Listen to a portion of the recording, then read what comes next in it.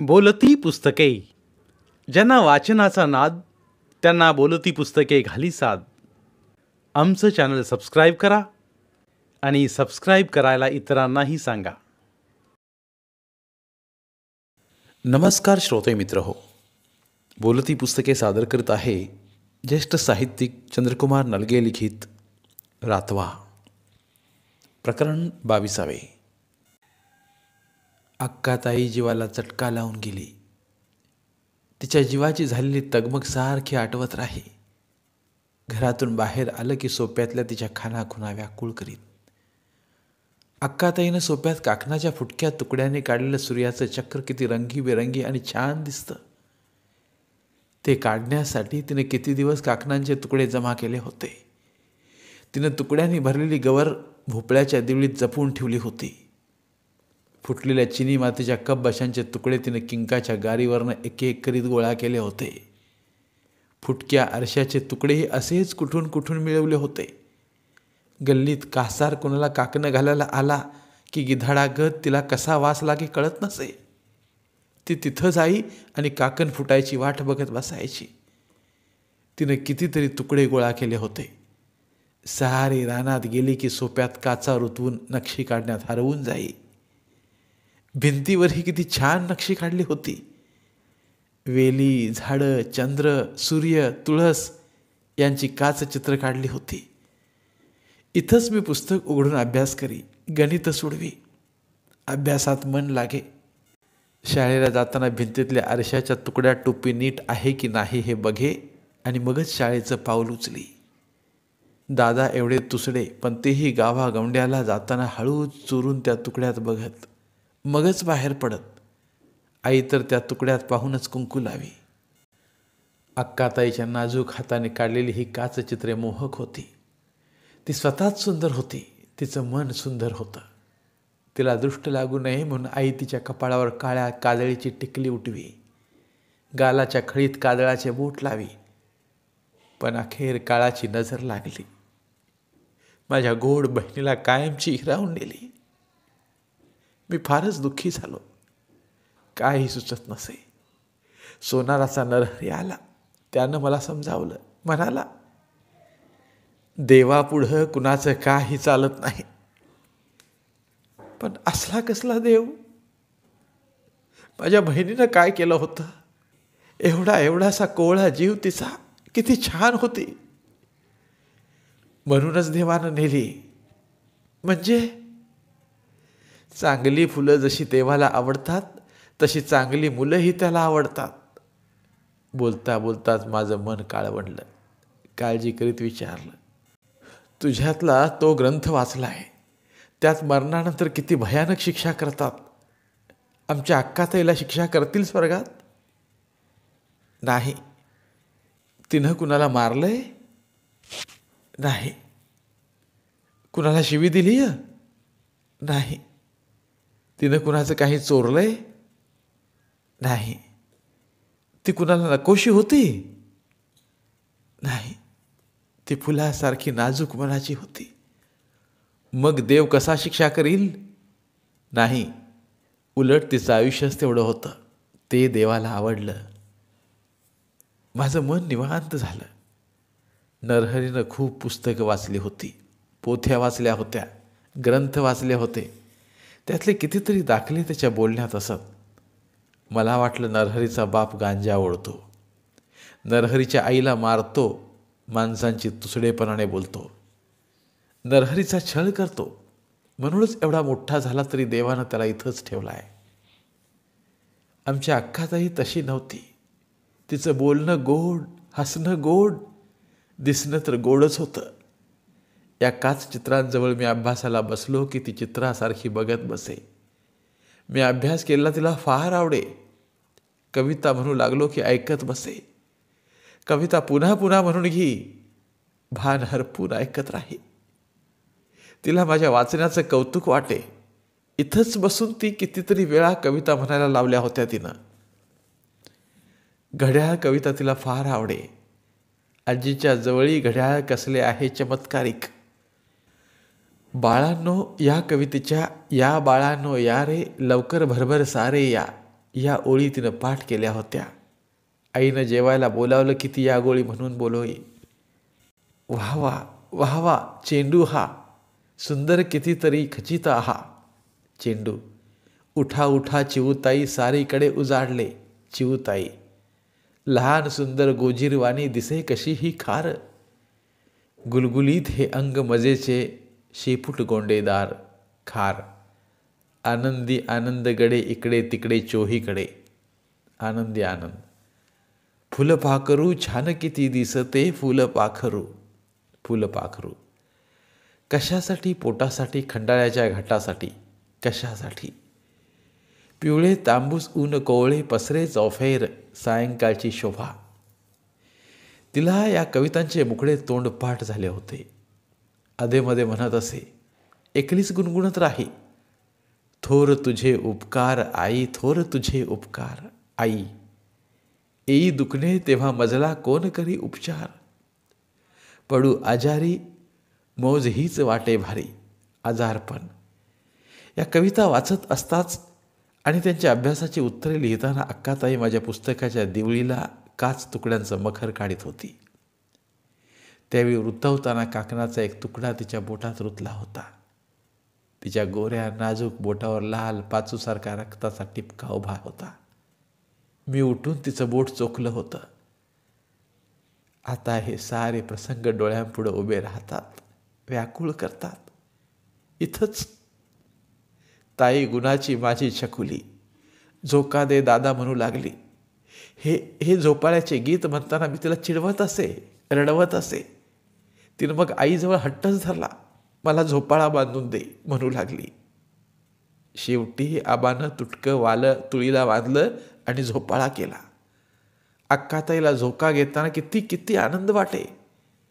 फोड्या यायच्या आधी ती झोपाळ्यानं कितीतरी खेळ खेळली होती. अक्काताई गेली आणि दादाने झोपाळा सोडला. वालं खुंटीला अडकून ठेवलं. तेही उदासवानं दिसत होतं. 6वीच्या पुस्तकातील घरी एकच पणती मिनमिनती, म्हणू नको उचल चल लगबगती, ही कविता पहिल्यांदाच वाचली.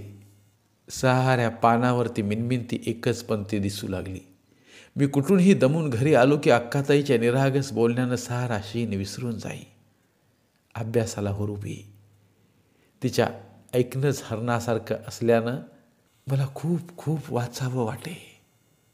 मला 4थीच्या परीक्षेत मिळालेलं पुस्तकाचं बक्षीस ती घेऊन घरभर नाचली होती. धाकट्या आनंदाला छान सांभाळीत असे. आता कशात लक्ष लागत नव्हतं. सोनाराच्या नरहरीनं मला मंगला हे पुस्तक वाचायला दिलं. त्या मंगलाची निष्पाप जीवन कहाणी वाचताना माझ्या अक्काताईची आठवण होई. कितीतरी दिवस मी ते नरहरीला दिलंच नाही. रानातल्या मांडवाच्या कुडात ते दळवून ठेवलं होतं. दुपारच्या कामाच्या सुट्टीत मी ते कुडातलं पुस्तक काढी, ते वाचत राही. इतर माणसं दुपारची डुलकी काढीत असत. मी बाहेरच्या रांझळा सोसत ते पुस्तक वाचण्यात गढून जाई. दादा डुलका काढून उठले की म्हणायचे, अरे डोळं फुटतील की वाचून वाचून, तूच एक वाचणारा झाला ही जगा वेगळा. उठ, जनावरांच्या दावणीतली वैरण पुढं सार. मी उठे, पुस्तक कुडात ठेवी, जनावरांची वैरण दावणीत सरळ करी, शेण मूत खराट्यानं झिंजाटी. दिवस कल्ला की कुळवाचं एटाक घाली. मला पुस्तकाची गोडी लागली. सानगुरुजींचं धडपडणारी मुलं हे पुस्तक वाचलं आणि माझ्या धडपडला नवं बळ मिळालं. मी नरहरीला विचारलं, असली तू कुठून पुस्तक आणतोस? वाचनालयातून. म्हणजे काय असतं ते? लोकांना पुस्तकं वाचायला मिळतात तिथं. फुकट? नाही, वर्गणी भरायला लागते. पुस्तकं खूप आहेत तिथे. तू वाचणार आहेस? हो, पण वर्गणी भरायला पैसे नाहीत आमच्याकडं. तू वाचशील ना पुस्तकं? वाचेन, पण वर्गणी मी भरतो तुझी वर्गणी. नरहरी मला घेऊन लोहार गुरुजींकडे गेला. त्यानं सगळी हकीकत लोहार गुरुजींना सांगितली. लोहार गुरुजींचं माझ्याबद्दल मत चांगलं होतं. ते म्हणाले, मी माझ्या नावावर घेऊन देईन पुस्तक. तेच वाचनालय सांभाळत होते. वाचनालयाचं नाव होतं श्री समर्थ वाचनालय. कपाटात खूप पुस्तकं होती. ती पुस्तकं बघून माझं काळीज फुललं. ही पुस्तकं आपल्याला वाचायला मिळणार याचा आनंद झाला. लोहार गुरुजीनं पहिलं पुस्तक वाचायला दिलं ते वि. स. खांडेकर यांचं जळलेला मोहर हे. आवडलं. नंतर मिळालं ते शिरीष पै यांचं लालन बैरागीण. याआधी शाळेत मी साने गुरुजींचं श्यामची आई हे पुस्तक वाचलं होतं. ते काळजात घर करून बसलं होतं. वाचनाची गोडी न गोडी वाढत होती. बाहेरच्या जगाबद्दल जिज्ञासा वाढत गेली. माणसांच्या जीवनाविषयी कुतूहल जागवलं जाऊ लागलं. अवतीभोवतीच्या लोकांच्या जगण्याविषयीची नवलाई मनाला आत आत भिडत गेली. असं का असे प्रश्न छळू लागले. अंतःकरणात नवा पालव फुटत चालण्याची नवी जाण व्यापून राहायला लागली. लंगडा गोपाळ मामा मुंबईच्या काही काही गोष्टी सांगत राहे. सकाळी तो उन्हाला आमच्या दारातच दगडावर बसायचा. मी घरात असलो की हाक मारायचा. सकाळी मला फारसा वेळ मिळत नसे. संध्याकाळी मात्र उसंत मिळाली की गप्पा मारीत बसे. आमच्या गल्लीतच सदाराम तांबोळी होता. म्हातारी आई आणि तो दोघे तडक्याच्या घरात राहत. तो 6वीपर्यंत शिकला होता. बोलका होता. स्वच्छ कपडे घालायचा. पानाचा चोथा तोंडात चघळीत बोलत असे. त्यानंच मला तांब्याने पैरणीला इस्त्री कशी करायची ते शिकवलं. तो बरीच कसली कसली पुस्तकं वाचत असायचा. जादूमंत्रांची पुस्तकं वाचतो. चांदीचं सोनं कसं करायचं त्याबद्दल काहीतरी करीत असतो असं माणसं बोलत. हातात घेतलेली माती साखरेसारखी गोड करून दाखवतो असंही माणसं सांगत. तो तडकं लावून आत काहीतरी करीत असतो हे मात्र खरं. हारुगडेवाडीच्या राजा शिंद्याची जमीन आमच्या डोळ्याजवळच होती. देशकतीच्या डोहावर त्यांची मोट असे. मोटवरचं गाणं म्हणू लागला की सगळ्या नदी किनाऱ्याभर ते ऐकू जाई. मी चुणचुणीत आहे, हुशार आहे असं त्याचं मत होतं. तोही कित्येक गमती जमती सांगायचा. मी त्याला शिंद्याचा अण्णा म्हणायचा.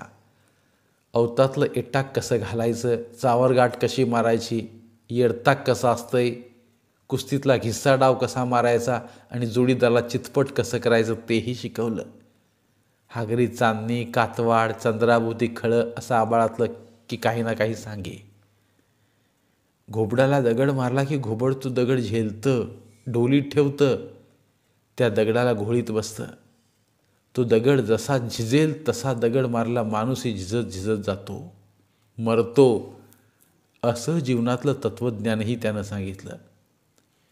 मला तो अडाणी पण शहाणा माणूस वाटायचा. तो इतरांची मन मोकळं बोलत नसे, पण माझ्याजवळ आपलं मन खुलं करायचा. तो आमच्या दादांना म्हणायचा, चंद्रुदा पोरग चांगला आहे, हुशार आहे, त्याला शिकस्तोवर शिकीव. दादा म्हणायचे, आणि आम्ही काय वाळूच मरायचं, शिकायला काय आम्ही बामण आहे. दादांचं ठरलेलं हे पालुपाद असे. मलाही त्यांचं पटायचं, कारण आमच्या गावात ब्राह्मणांची बरीच घरं होती. किंकांचं, विष्णू भटांचं, रामकंटूचं, पिंगळ्याचं, दिगंबर भटाचं, पिलू भटाचं, महादू भटाचं, हरित्र्यंबकाचं, बाबूराव वकिलांचं, लखू भटाचं ही घर शिकलेली होती. त्या घरातली माणसं कुठं कुठं हुद्द्यावर होती. त्यांच्या 10-5 गावात जमिनी होत्या. कुणी भटकी करी, कुणी पंचांग बघी, कुणी सत्यनारायणाची पोथी वाचे, कुणी गावकी करी, कुणाचं दुकान होतं तर कुणी वकिली करीत. त्यामुळे त्यांनीच शिकायचं हे शेतीभातीत राबणाऱ्या माणसांच्यावर ठसलं होतं. शिवाय मलाही ते पटत होतं. विष्णू भटाचा भीम आणि राम शहरात शिकायला होते. रामकंटूचा राम कोल्हापूरला शिकत होता. बाबूराव वकिलांचा बापू सांगलीला शिक्षण घेत होता. विष्णू भटांचाच नरहरी आणि मुलगी मालती शहरात शिकली होती. ती उन्हाळ्याच्या सुट्टीत गावाला येत. छान छान कपडे घातलेली ही पोरं आवडायची. त्यांचं बोलणं लांबूनच मी ऐके, मला बरं वाटे. त्यांना बघण्यासाठी मी कधी कधी त्यांच्या घराजवळ रेंगाळत राही. मला त्यांचा हेवा वाटायचा. विष्णू भटाची मालती इतकी धीट की ती शहरातल्या सारखी इथल्या तळ्यात पोहत राही. सार गाव हे आक्रीत बघायला तळ्यावर गोळा होई. म्हातारी माणसं म्हणत, अगा आक्रीतच हाये. गावातल्या बाईनं साधं पाय सुधी तळ्यात बुडवलं नाहीत आणि हे पोर चक्क आंघोळ करते, पोहते. लहान आहे काय आता? जग बुडी होईल तर राहील काही. गाव काय बी म्हणत असलं तरी मला तिची धिटाई आवडली होती. ती चप्पला घाली, छान बोले, छान गाणी म्हणे, धीट होती. सुट्टीत गावी आली की गावभर तिचीच चर्चा. शिवाराच्या बांधावर ही वार्ता चाले. या मुलांकडे पाहून आपण असे गावंढळ म्हणून माझा मीच ओशाळे. आपल्याला असं शिकता येईल का? असं होता येईल का? कुठलं आपल्या हे नशिबात? असे विचार सतावत. उन्हाळ्याची सुट्टी संपली आणि ही पाखरं भुर्र उडून गेली. पण मनात एक ठसठस ठेवून दूर झाली. गाव उगाचच उदास वाटे. माझ्या मनाला पंख फुटू लागले. वैशाखाच्या अखेरचे दिवस. शेतकरी शेतीच्या मशागतीत गुंतला होता. लग्न घाईचेही ते दिवस. गावात लग्नाच्या सूर सनया वाजत होत्या.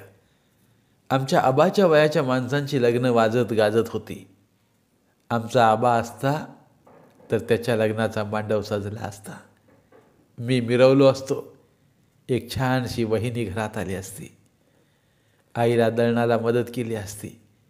मला आईला दळणासाठी मदत करावी लागत होती. वहिनीनं हात सोडवान केली असती. लग्न सराई संपताच पेरणीचा दणका शिवारात उठला.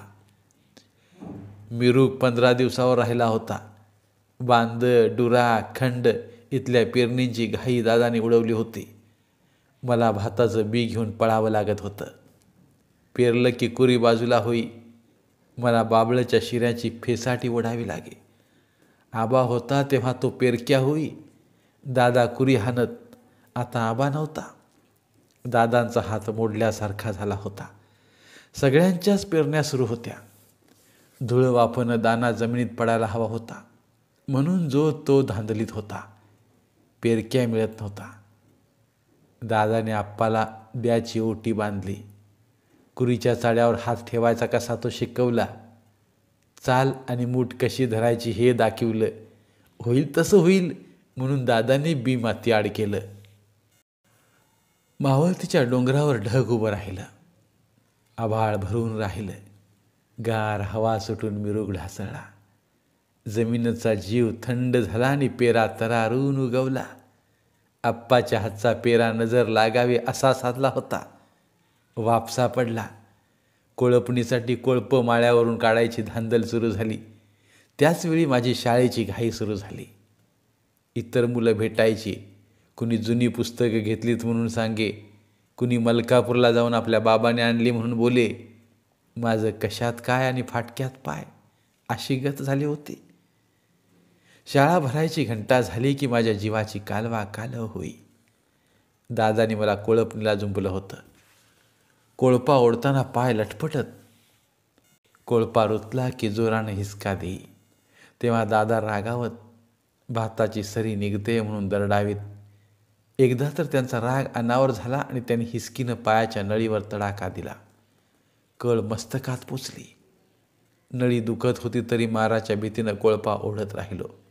तिडबडत चाले. मिरूग म्हावारल्यावर नदीला तांबडी लाल साखळी आली. नदी दोन्ही काठाने भरून वाहू लागली. बुडून जातील म्हणून मोटवान निकळण्याचं काम सुरू झालं. त्या लगबगीत नदीचं पाणी वाढलं. पात्रातनं बाहेर पडलं. मळीचं मक्याचं रान पाण्यात बुडून जायला लागलं. हाताशी आलेलं मक्याचं पीक पाण्यात बुडलं तर कष्ट पाण्यात जाणार होतं. कणसं कुजली असती. दादाने कमरे इतक्या पाण्यातनंच कणसं मोडायला माणसं घेतली. मी पाठी डोक्यावर घेऊन कमरे इतक्या पाण्यात शिरे. पाणी ओढत राही. पाण्याची पातळी वाढत जाई. जीवाची पर्वा न करता सारा मळीचा मका मोडून काढला. डोक्यानंच कणसं घराकडं आणली. पाण्यात बुडणारं पोटा पाण्याचं पीक वाचवलं. पण माझी शाळा बुडत चालली. चुकत राहिली, चुटफूट लागून राहिली. 2-4 वेळा शाळेची पोरं उचलून न्यायलाही आली. दादाने हुडकावून लावली तशी ती हात झाडीत परत गेली. मोकळं का आलं म्हणून केशव मास्तराने एकमेकाच्या हातावर रूळ उठवलं. मी दादांना म्हणालो, माझी शाळा बुडाली आणि पुढची बिगमी पाण्यात बुडाली असती तर काय खाल्लं असतं आज? दगड धोंड हे कोळपलं नाही तर पोटाला काय बिब्ब घालायचं? शाळा बुडाली म्हणून सांगतोय. त्या मास्तराचं काय, खुर्चीवर गाण टेकून खुशाल पगार खाईत बसत्यात. मला काय बोलावं सुचत नव्हतं. तळ्याच्या पाळीवर केशव मास्तरांची गाठ पडली तशी त्यांनी दादांची झडतीच घेतली. तेव्हा कुठं मला शाळेचं तोंड दिसलं. अभ्यास पुढं गेला होता. जुनी पुस्तकं मिळत नव्हती. पोराने आधीच पास नापास कळल्या जुन्या पोरांची पुस्तकं मिळवली होती. मला घरच्या कामातनं उसंत मिळाली नव्हती. पाटलाच्या सकारामाला मी बोललो होतो. त्यानं माझी वाट बघितली आणि पिंगळ्यानं मागितल्यावर देऊन टाकली. तो तरी किती वाट बघील? त्यालाही विकून पुढच्या वर्गाची पुस्तकं घ्यायची होती. मी कुणाकुणाची फाटल्यामुळे राहिलेली पुस्तकं जमा केली. घरी आणून दाबनानं शिवली. माझ्या पुस्तकात धडा नसेल तेवढा धडा दुसऱ्याच्या पुस्तकात वाची. मला आसवल्याचा नामू आपलं पुस्तक वाचायला द्यायचा. तसा तो चांगला होता. आमच्या शाळेत नामदेव या नावाचं पिकच आलं होतं. आमच्या वर्गात वाडीवरच्या पाटलाचा नामू, कंटापूर गल्लीतला शेळक्याचा नामू, पाटील गल्लीचा खातेदार नामू, परीट गल्लीचा परटाचा नामू, रेडेकरचा नामू, पिंगळ्याचा नामू, हारुगडेवाडीचा अस्वल्याचा नामू, इतके नामू होते. हे अष्टपुत्र सगळेच्या सगळे कशात ना कशात तरबेज होते. त्यातल्या त्यात अस्वल्याचा नामू गाण्यात हुशार होता. त्याचा गळा गोड होता. तो गोरा गोमटा आणि हसमुख होता. माझं त्याचं जमे. सगळ्या शाळेत प्रार्थना तोच म्हणायचा. मग सगळी शाळा म्हणायची. कधी कधी मला जोडीला घे. माझी शाळा चुकली की तो हळहळे. मागं राहायला अभ्यास सांगे. आपल्या वह्या दे. तोही गरिबाघरचाच भाबडा होता. अभ्यास मन लावून करी. पण माझ्या इतके मार्क त्याला पडत नसत. कुणालाच माझ्या मार्कापर्यंत पोचता येत नसे. त्यामुळं मास्तरही मला सांभाळून घेत. हिशेब चुकला, गणित चुकलं तर मी उभ्या पोरांच्या कानशिला देत जाई. त्यावेळी अस्वल्याच्या नामूला मारणं मला अवघड होई. थोडं हळूच मारलं तरी त्याचा गोरा गोरा गाल लाले लाल होई. माझं काळीज लखलखे. अभ्यासाला असा वेग आला की घरचं काही ना काही निघे. चावडीची पाळी. आषाढ कोसळायला लागला तसा कामांची घनचक्कर सुरू होई. शाळेचा अभ्यास ऐन वेगात आलेला. झडीच्या पावसानं कहर केलेला. भात भांगलिनीनं माणसांना कंगटीला आणलेलं. दादाने मला भांगलणीसाठी शेताची वाट दाखवली. गुडगा गुडगा चिखल, अंगावरच्या इरल्यावर झडीच्या पावसाचा मारा, थंडीनं अंगभर गारठा भरलेला, हातापायातनं गारठ्यानं कळा येत असलेल्या. एवढासा जीव तसल्यातून भाताच्या भांगलींना झटवून लागलेला. दादा आप्पाच्या पाती पुढं पुढं जायच्या. आई तिरावड्यावर बसून तण वेची. तिची माझी पात मागे राही. दादा रागावत चाट चाट भांगल्याला सांगीत. पण चिखलातनं तण ओरबाडता ओरबाडता माझं बाळ हात थकत, पायाचं गोळं दुखत. आम्हा चौघावरच भांगलन पडलेली. आबाचा पत्ता नव्हता. तात्या जनावरांची वैरण पाणी बघायचा. तालमीत खेळायला जाई. आनंदाला शाळेत घातलेला. कसा काय घातला कुणास ठाऊक. पण मास्तर आणि पाटील शाळेत पोरं घालण्यासाठी गावात हिंडत. तसे दादांना भेटले. नाही होय म्हणत दादांनी होकार दिला. आनंदा गाडीच्या वर्गात बसू लागला. म्हैस सोडायला कुणीच नव्हतं. कदाचित मी हाताखाली आलोय, कामात गुंतवता येईल, हळूहळू मला शाळेचा विसर पाडता येईल अशी दादांची अटकळ असावी. पण माझ्या चिकाटला आईची छुपी साथ असल्याने मी शाळेचा कंटाळा केला नाही. माझं तळ्यात मळ्यात बेडक्यासारख्या उड्या मारण्यात जाऊ लागलं. मातीचा लळा सुटला नव्हता. अक्षरांची माया हटत नव्हती, पायपीट थांबत नव्हती. पुस्तकातलं एक एक पान मागं पडत होतं. काळ्या मातीत पेरल्या भात रोपाला एक एक पान नव्यानं येत होतं. चावडीतल्या एरझाऱ्या वाढत होत्या. गणेश चतुर्थी जवळ आली आणि केशव मास्तरांनी आणि फाळके मास्तरांनी मला गणेश चतुर्थीच्या होणाऱ्या कार्यक्रमात भाग घ्यायला भाग पाडलं. एक नाटिका बसवायची होती. स्त्रीपात्राची भूमिका मी करावी अशी त्यांची इच्छा होती. त्यांनी माझ्यात काय पाहिलं कुणास ठाऊक, पण माझ्यावर त्यांनी सक्ती केली. मीही केव्हा केव्हा मला घराच्या कामाला सोडवणूक मिळते म्हणून त्यांना नकार देणं माझ्या जीवावर आलं. शाळा सुटली की नाटिकेची तालीम घेत. वेळ झाला की दादा चिडत, आप्पा रागावे, आईच्या हाताखाली कुणी नसे, माझी पंचायत होई. गौरी गणपती आल्या. आमच्या कार्यक्रमाचे गावात ढोल ताशे वाजले. गणेश चतुर्थीच्या निमित्ताने शाळेच्या कार्यक्रम व्हळीच्या टेकावर झाला. कार्यक्रम चांगला झाला. आमची नाटिका रंगली. साडी चोळीनी नथ घातलेला मी सर्वांना फार आवडलो. टाळ्या पडत होत्या. कार्यक्रम संपला आणि आईनं माझी दृष्ट मीठ मिरच्याने काढली. पोरगं पारच भकलं अशी दादांनी नाराजी व्यक्त केली. पण दुसऱ्या दिवसापासून गावाच्या नजरेत आलो. शाळेत हवा झाली. गुरुजी मंडळी खुश झाली. माझ्यावरची त्यांची भिस्त वाढली. पाण्याला आडावर गेलं की पुरी बाळी वळून वळून बघू लागल्या. आयाबाया कौतुकानं पाहू लागल्या. चावडीच्या मनात भरलो. टरक्या दिवाणजींनं एक आणा बक्षिशी म्हणून दिली. वर्गातली नामा मंडळी जवळजवळ येऊ लागली. आसवल्याचा नामू म्हणाला, कोणीतरी पळवून नेईल, सांभाळ. आणि तसंच घडलं. शाळेचं, चावडीचं, पुरीबाळींचं लक्ष माझ्याकडे गेलं तसं गावातल्या हौशी मंडळींच्या नजरेत भरलो. आमच्या गावात श्री समर्थ नाट्यमंडळी ही एक संस्था जुन्या मंडळींनी स्थापन केली होती. गेली 2-3 वर्षे ही मंडळी नाटक बसवीत.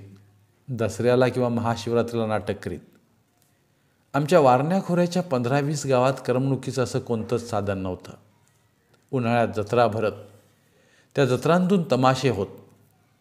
जत्रेच्या निमित्तानं कुस्त्यांची मैदानं गाजत. कुस्त्यांचा छंदीफंदी असा वारणाखोरा होता. गावागावात आखाडे असत. माया दळ्यांना तालमीतून मारल्या मुंड्यांनी वारणाखोरा दना नोंद निघे. गड्या माणसांना ही करमणूक वर्षाकाठी असे. भाताच्या हंगामातील आलेली कडक लक्ष्मी, हनुमान, डोंबाऱ्याचा खेळ, माकड, अस्वलांचा खेळ, कुडबुड्या जोशी, दांगट, वासुदेव यांची स्वारी ही लहान पोराटोरांची करमणूक भागवी. गावात लग्नातले गोंधळ, देवळावरचं कीर्तन, भजन यांचा बाया माणसांना विरंगुळा वाटे. बाकी वारणाखोऱ्यात तिन्ही बाजूचे डोंगर ओलांडून काही म्हटल्या काही वारं येत नसे. शहरात विजेचं दिवं असतात. कसले कसले सिनेमे असतात. तिथं केव्हा केव्हा माणसांचे आणि जनावरांचे खेळ दाखवणारी कसली सर्कस असते. सर्कसीचं तंबू, सिनेमाच्या फिरत्या टाक्या असतात असं कोणीतरी फिरस्ते माणूस सांगे. आम्हाला आश्चर्य वाटे. आम्हाला आपले तमाशे तेवढे माहीत. आमच्या गावच्या माणसांनी नाटक बसवायला सुरुवात केली. चव मुलखातनं माणसं नाटकं बघायला येत. आमचा गाव आपलं जुनं पानं जपून चालणारं असे. बेंद्राला चिखलांच्या बैलांचा बाजार भरे. चांगली नाक्षार बैलं खुडबुळ्यावर विकत घेत. उडदाचं खुडबुळं हेच बैल देवघेविणीचं नाणं असतं. बैल करण्यासाठी आमचा पंधरवडा चिखल आंबवण्यात जाई. नागपंचमीला मेपट्यातनं कटकं उडवण्याच्या पैजा लागत. ती मेपटी करण्यासाठी चिव्यांची बेटं हुडकावी लागत. कटकासाठी डोंगर फिरावा लागे. गोकुळाष्टमीला गावभर दहीहंडी फिरे. दहीहंडी फुटल्यावर तिची खापरं लाभदायी म्हणून शेताभातात टाकण्यासाठी एखादा तरी खापराचा तुकडा आपल्याला लाभावा म्हणून भजन्यांच्या गर्दीत शिरावं लागे. दसऱ्याच्या घटात तरतरून उगवल्या बियाण्यांचे तुरे पटक्यात खोचून जनावरांना ओवाळण्यात आणि तामजाईचा वाघ म्हणून अंगावर रंगाचे पट्टे ओढून रानभर धावण्यात शिवार अपुरं पडे. पाडव्याचं नव्या सालाचं भाकीत ऐकण्यात आणि हळदीचं पवतं हातात बांधण्यात देऊळ भरून जाई. नवा सण नवा जोम घेऊन ये. 12 बलुतेदार या तर गावाच्या धमन्या असत. त्यांच्या जीवावर गाव चाले. गावाच्या जीवावर त्यांच्या चुली चालत. गावचा न्याय देवळाच्या पायरीवर होई. नवसाच्या चांदीच्या मारल्या रुपयांनी देवळाच्या चौकट उंबऱ्याला शक्तीचं महात्म्य चढे. या साऱ्यातून गाव चाले. आम्हा मुलांच्या नजरा हे सारं बाळ काळजात गोंदवून ठेवी. ह्यातच हे नाटकाचं आघाड्यांचं बिघाडं सुरू झालं. गावात नवं वारं आलं. पैलवान केशव पाटील यांचं तालमीवर जेवढं प्रेम होतं तेवढंच नाटक बसवण्यावर होतं. पंजाबी पैलवान सादिक शड्डू ठोकीत महाराष्ट्रात आला. साऱ्यांना कुस्तीचं आव्हान दिलं. कुणीही पैलवान पुढं आला नाही. पण आमच्या गावच्या आखाड्यातून पुढं आलेले केशव पैलवान यांनी आव्हान स्वीकारलं. कोल्हापूरच्या खासबाग मैदानात सलामी दिली. हजारोंच्या डोळ्यांचं पारणं फिटलं. एवढा मोठा पैलवान, पण त्यांनी गर्वाला कधी स्पर्श करू दिला नाही. त्यांना नाटकाचा फार लळा. त्यांनी नाटक बसवण्यासाठी खर्चाला मागं पुढं पाहिलं नाही. त्यांनीच मला गळ घातली आणि जीवनातलं नवं नाट्य सुरू झालं. धन्यवाद. उर्वरित कादंबरी पुढील भागात. धन्यवाद. बोलती पुस्तके श्रोते मित्रांसाठी मराठी साहित्याचा खजिना फक्त 59 रुपयात. फक्त 59 रुपये माफक फी भरून आमच्या साहित्यरत्न या चॅनलचे सभासद व्हा व भरपूर मराठी ऑडिओ बुक्सचा आस्वाद घ्या.